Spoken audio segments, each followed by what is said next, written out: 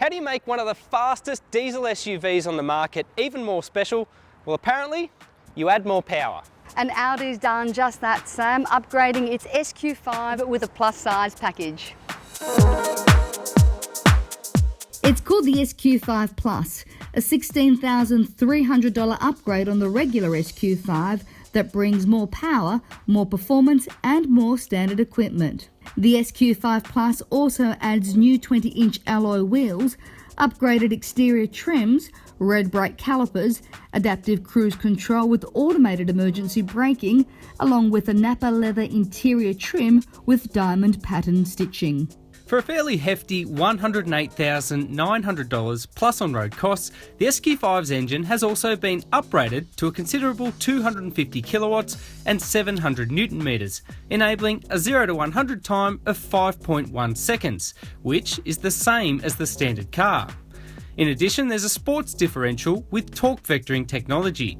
Okay, Danny, so first things first, what are your thoughts on the interior? For me, it's typical Audi, well put together, all the buttons and switchgear are really nice to touch and feel.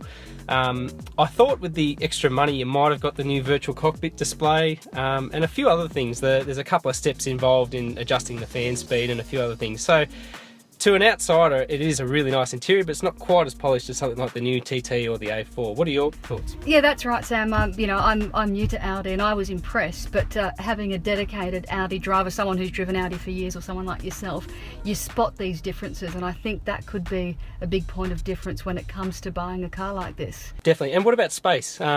Space is good. Space is great. I absolutely loved the space. In terms of safety, it felt really good too. I've got a 3-year-old and it just felt really safe and solid driving her in the car. So, for that I would give it 4 marks. It's got a 5-star rating as well. It's got the 8 airbags. So in terms of safety, I don't think I could fault it. Yeah, I tend to agree with you there. I think the way things are all proportioned up the front's really nice. There's enough for 3 abreast in the back, probably 2 full-size adults. And the boot is really accessible, split folding seats and everything else. But anyway, enough talking about this stuff. Should we go for a drive? Absolutely. Here we go.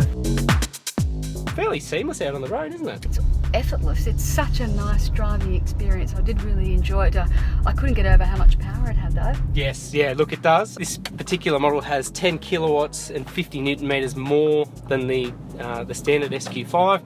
I guess in layman's terms, it means you've got a little bit more usable torque for down low. But I mean, how did you find it when you did put your foot down? It's still fairly manageable with that all-wheel drive system, isn't it? Yeah, it did. I mean, it was quite comfortable to drive, and the transitions felt really smooth. Sometimes with automatics, you can feel it a bit differently, but this one here was just a smooth drive and, as I said before, almost effortless.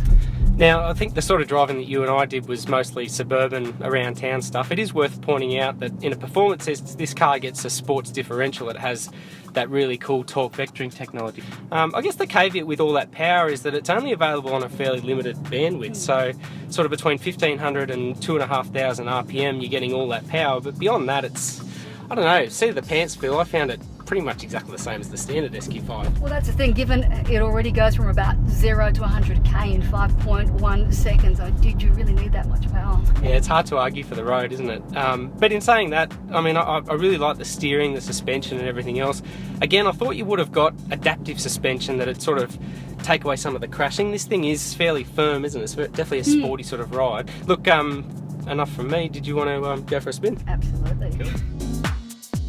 It's just such a pleasure to drive this car. It just feels so safe, so comfortable, and it takes corners quite well as well. So I could drive this long distance, to be honest. Yeah, I think the real takeaway figure for me is that torque, 700 newton meters. That's as much as some of Audi's RS cars, and you really, it sort of translates to a really sort of smooth and seamless drivetrain out on the road, doesn't it? It's really good. Yeah. One other real compromise I found with something like the Porsche Macan, the Jaguar F-Pace, is that they've got these really nice looking sloping roof lines, but they're not practical. When you're inside the car, you've got very limited rear vision. You don't really get that with this car. It's a sturdy car, but even things like, look how big these rear view mirrors are. You can clearly see what's out ahead. It's a nice elevated view as well. So it just feels really comfortable and just really safe to drive. And you've got a pretty good reverse parking camera, which is important. The only thing I found a bit annoying was those rear parking sensors that just were almost a bit too sensitive. Yeah. But I understand this is an expensive car, so maybe it's good to err on the side of caution. They've got your best interests at heart, maybe, yeah. Absolutely. On the fuel economy, they claim 6.8. I think if you drive this thing the way it's intended, you're not really going to get close to that, though. I didn't get that. Yes, I didn't get that either, but still, it's incredible to think that you can sort of start to get close to that in economy. With a driving. car this big, absolutely. It's good for the male driver in the family who wants that bit of sporty, and good for the female who occasionally doesn't mind sporty but also thinks of safety. Yeah, I think it's pretty rare to get a car that both mum and dad would be happy to take for a spin, but this is one of those cars. It's very well rounded. Yeah, look, as we're saying, we both agree on the performance. It's the optional extras, though, are a tad expensive considering how much extra you're paying on this. So if you want a panoramic sunroof, which look absolutely gorgeous, it's going to set you back an extra $3,000. And if you want sun blinds at the back, it's a couple of $100 extra. And if you've got little ones or an infant, things like that you would need. Yeah, I tend to agree, Danny. When you're spending this much money, you sort of want some of those items as standard inclusions. So it's a little bit disappointing on that front. But I mean, for what you get otherwise, it's a fairly solid car. I don't know though whether I'd spend this over the regular SQ5. If anything, this makes that car look probably even better because you're getting the bare bones, just not quite the same amount of performance. So summing up, Danny, the SQ5 Plus, I do appreciate all the extra performance, but for me, I think the 16 grand would probably be better spent elsewhere, like a family holiday.